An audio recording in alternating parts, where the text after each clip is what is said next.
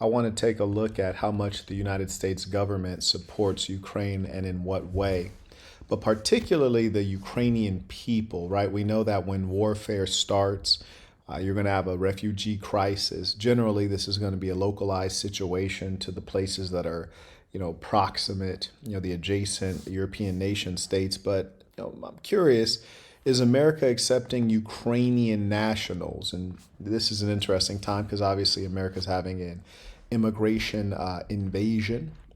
So here we are. We're on the Department of State website, and it's giving us a notice of worldwide caution. Obviously, this is in fact currently a war zone. So there's that. Information for nationals of Ukraine, which is to say Ukrainian citizens. Now, my curiosity is the American government allowing Ukrainians to get into the United States now that they have basically been embroiled in a war that was largely pushed by the American government?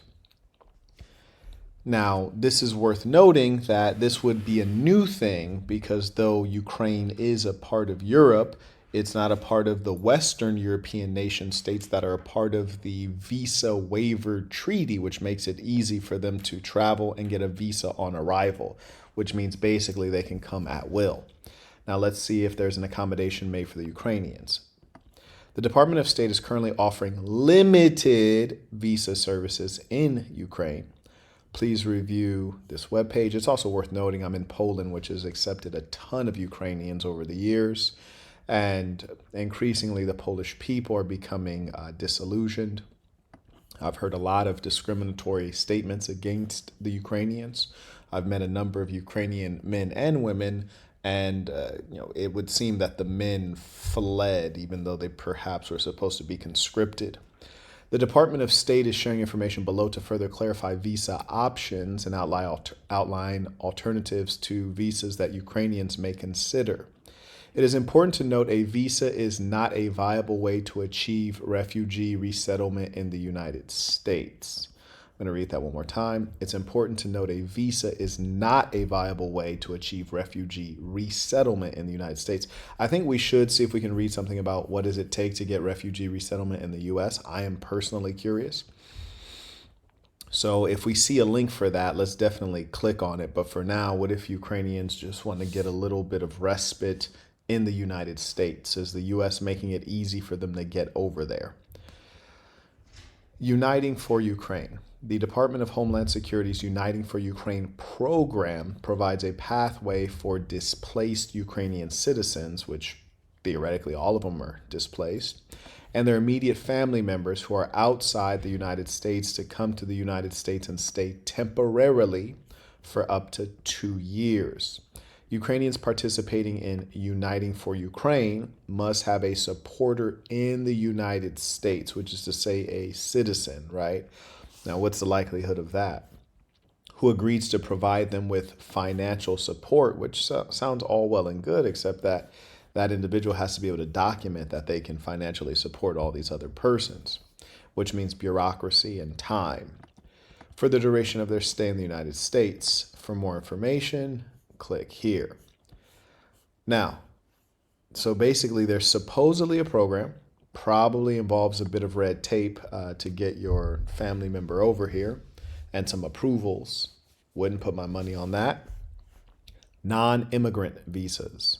Non-immigrant visas are for temporary stays in the United States. They are not the appropriate tool to begin an immigrant, refugee, or resettlement process. If you apply for a non-immigrant visa, and we all know whether it's a non-immigrant visa or no visa, people are coming into the U.S., overstaying visas, and then getting granted real citizenship by Joe Biden, which basically throws all of this into the waste bin in as much as if you know or if you're confident that you're going to get status even if you break our laws, of course you're going to break the law. The upside is so high. If you apply for a non-immigrant visa but are unable to demonstrate intent to leave the United States after a defined period of time to return to a residence abroad, a consular office will refuse your application. All B1, B2 visa applications are assumed to be intending immigrants and therefore ineligible for non-immigrant visa unless they can establish otherwise. The U.S. Embassy in Kiev is currently offering limited non-immigrant visa services. Please review this page for most updated information. Immigrant visas. Immigrant visas are for foreign nationals who intend to live and or work permanently in the United States. In most cases, a relative or employer of the individual filing the petition. Okay, so that's quite a lengthy process. Is there anything easy in this, or shall we say simple? Is there anything simple? It almost seems as though it's much easier to be an illegal alien coming through the southern border than it is to chop through all of this paperwork. Probably, especially if you're in a war zone with perhaps faulty internet and lack of supports. Okay, adoptions, we're not talking about that. Humanitarian parole, what is that? Parole is a program run by the Department of Homeland Security that allows an individual who may be inadmissible or otherwise ineligible for admission into the United States to be in the United States for a temporary period for urgent humanitarian reasons or significant public benefit. It is not meant to replace the visa process. Anyone can file an application for humanitarian parole. Further information and instructions are available here. Okay, that seems like an interesting thing. Seems a little bit faster. They didn't quite clarify precisely what it is. When it says you might be inadmissible, what does that mean? You have a criminal record? Just curious. Now, refugee status, I think this is the most important and interesting part because it addresses directly what we were speaking about, which is Ukrainians seeking to come over in fairly quick order as a result of the chaos that has been unleashed on their country by the dishonest expansion of NATO. And I'm saying it's dishonest because the United States agreed not to expand NATO, and then they continue to do it, thereby posing a threat on the direct border of the Russian nation state. Refugee status. Almost all refugee cases in countries abroad are processed by local authorities or the United Nations Refugee Agency. I think this is an interesting piece because generally government is slow and incompetent. You guys have all been to public schools or the DMV. Certainly when the government is at war and losing the war, that probably would slow down services further. Now, what is the case that an individual random average person is able to effectively engage the United Nations Refugee Agency? Who knows? I'm doubtful. It doesn't really sound like a promising thing to me. Anyways, Ukrainians should not attempt to apply for visas in order to travel to the United States as refugees. Fair enough. Instead, they should contact local authorities or the UNHCR for refugee processing. And I'm just going to check that out in a little bit. I think that's an interesting thing to check out, see what that process is really like. Okay, but let's continue reading.